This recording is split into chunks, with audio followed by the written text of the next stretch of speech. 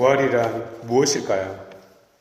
이 세상 안에 살고 있는 우리들은 이 세상을 초월해 있는 부활에 대하여 알 수 없습니다. 솔직해집시다. 예컨대 영원을 산 적이 없는 자가 어떻게 영원을 알 수 있겠습니까? 고작 개념적으로 손톱만큼만 파악할 뿐이죠. 그런데 바로 이 점이 매우 중요합니다. 왜냐하면 지금 이 순간도 저 영혼 안에 포함되어 있기 때문입니다. 마치 오늘날 튀르키예라는 나라가 국토의 3%만 유럽에 있는데 유럽에 속한 나라가 되는 것과 같다 하겠습니다. 마찬가지로 세상을 초월해 있다는 것은 이 세상에도 한 발을 내딛고 있다는 뜻입니다. 손톱만큼 차지하고 있을지라도 말입니다. 같은 논리로 비록 우리가 부활에 대하여 온전히 알 수는 없지만 유비적으로는 이해할 수 있는 것입니다. 마치 에피타이저를 맛보면서 아직 맛보지 못한 본 음식의 맛을 상상하고 기대하는 것과 같은 원리입니다. 이 정도 선에서 저 부활을 살펴볼 수밖에 없는데요. 그러나 바로 이런 문제로 말미암아 부활은 여러 가지 모습으로 이야기할 수밖에 없겠습니다. 부활이란 무엇일까요? 오늘 말씀에서 부활이란 노가리를 있는 대로 까는 것입니다. 일명 경상도 말로 씨부리 제끼는 것입니다. 오늘 말씀은 엠마우스 이야기인데요. 그들은 길을 가면서 부활하신 주님을 만났습니다. 그러나 알아보지 못합니다.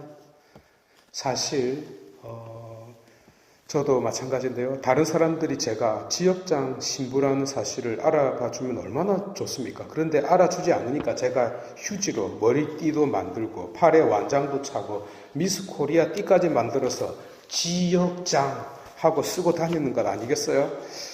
주님께서도 마찬가지입니다. 당신을 못 알아보니까 떠들기 시작합니다. 언제까지요? 저녁 때까지요. 그래서 예수님께서 부활하신 이후에 처음으로 가장 힘겨운 시간을 보냈습니다.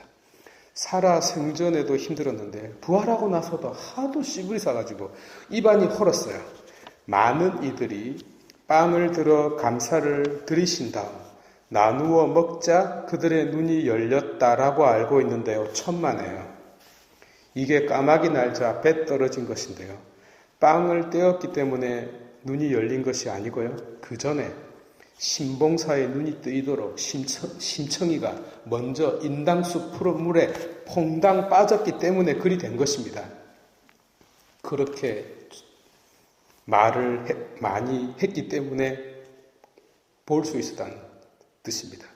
물론 왜 처음에 알아보지 못했느냐라는 점은 의아스럽습니다. 이는 외적인 모습으로 구분하기 어렵다는 점을 가리키고 있다 하겠습니다. 어제 마리아 막달레나도 주님을 보면서도 알아보지 못하지 않습니까? 마리암이라고 불렀을 때, 그러니까 마리아라고 불렀을 때 알아봤다고 하잖아요. 그러자 마리아가 라쁘니 하고 서울 사람처럼 끝을 이렇게 올리지 않습니까?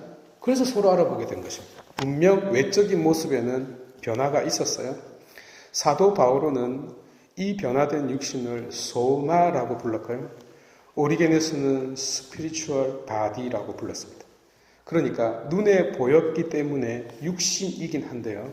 그 구성 물질에 대해서는 알 수 없습니다.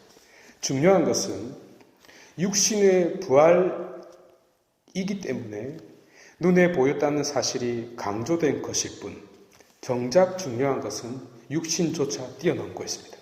복음 저자는 무엇을 드러내려고 할까요? 말씀입니다. 정확하게는 말씀을 듣는 것입니다. 부자와 그 대문 앞에 있던 라자로 이야기 기억하시죠? 뜨거운 한국 불가마 속에 들어간 부자가 자기 동생들한테 직접 가서 불 좀 더 올려달라고 내가 말하고 오겠다니까 아브라함이 뭐라고 답하죠? 그들에게는 모세와 예언자가 있다라고 대답하잖아요. 무슨 의미일까요? 본질은 성경 말씀 속에 감추어져 있다는 뜻입니다. 이제 부활의 한 측면을 또 엿볼 수 있겠네요.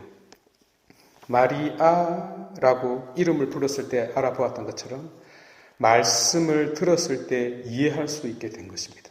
위치를 바꾸면 이제 우리가 다른 사람들에게 설명해야 되겠습니다. 미사가 끝나면 사제가 가서 복음을 전합시다라고 하잖아요.